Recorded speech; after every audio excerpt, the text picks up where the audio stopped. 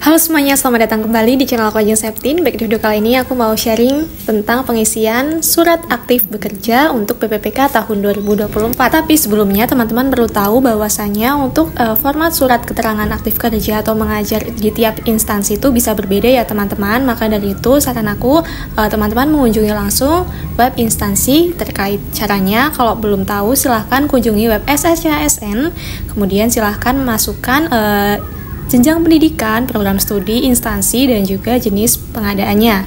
Nah, karena di sini aku mau nyari tentang guru, maka ada tulisannya kan di situ untuk memasukkan instansi saja dan juga jenis pengadaan. Cuma kalau selain guru, teman-teman harus masukkan jenjang pendidikan dan juga program studi.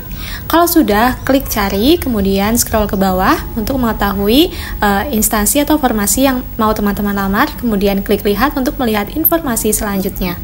Nah, ketika sudah ada di website informasi formasi, silakan teman-teman masuk ke web instansi.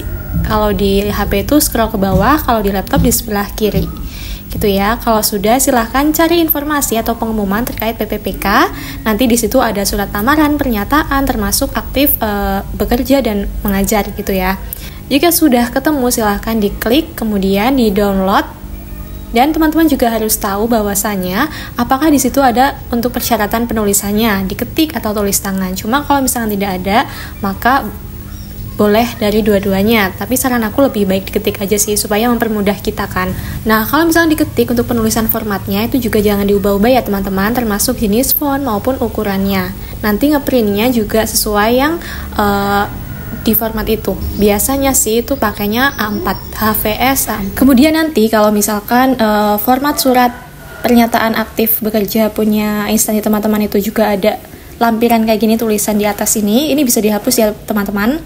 Kemudian untuk kop surat, kalau misalkan nanti juga ada, silahkan ditempel atau dikasih kop surat dari instansi teman-teman. Nanti itu bisa minta ke bagian administrasi. Kemudian untuk nomornya juga ya, nanti itu yang mengeluarkan instansi teman-teman. Kemudian gitu. Untuk yang bertanda tangan di bawah ini itu sama dengan yang tanda tangan di paling bawah surat. Itu kepala unit kerja teman-teman atau kepala dinas minimal pejabat eselon 2. Kemudian NIP-nya, pangkat atau golongannya, jabatannya sebagai apa, dan unit kerjanya di mana. Dengan ini menerangkan bahwa saudara, nama teman-teman, tempat tanggal lahirnya diperhatikan. Ini menggunakan garis miring, berarti nanti pemisahan antara kota dan juga tanggal lahirnya itu pakai garis miring juga. Kemudian pendidikannya sesuai dengan kualifikasi di ijazah dan juga syarat di web SSCASN terkait formasi teman-teman. Alamatnya alamat lengkap dari RT RW sampai provinsi. Kemudian telah melaksanakan tugas real aktif bekerja diterangkan sebagai apa, sekarang posisi teman-teman sebagai apa, yang sesuai dengan formasi yang mau didaftar itu di instansi tersebut, tempat teman-teman bekerja terhitung mulai kapan gitu. Jadi mulai kapan teman-teman dinyatakan sebagai non ASN atau honorer di tempat itu. Itu biasanya nanti sesuai dengan SK dulu teman-teman diterima. Next ke bawah diisi kota, tempat atau instansi teman-teman. Misalnya di Semarang ya di Semarang. Tanggal dibuatnya surat meliputi tanggal, bulan dan juga tahun. Di bawahnya ada mengetahui itu ya jabatan pimpinan ataupun kepala unit kerja yang tadi namanya sudah dituliskan di atas surat itu. Dilanjutkan dengan tanda tangan dan nanti ada cap biasanya. Kemudian namanya nama terang disertai dengan gelarnya.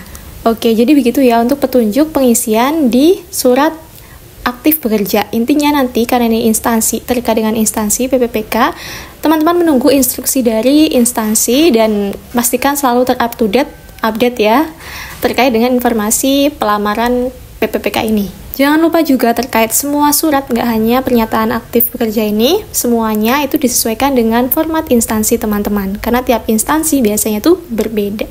Oke, sekian informasi yang dapat aku sampaikan di video kali ini, semoga bermanfaat dan sampai jumpa di videoku yang selanjutnya.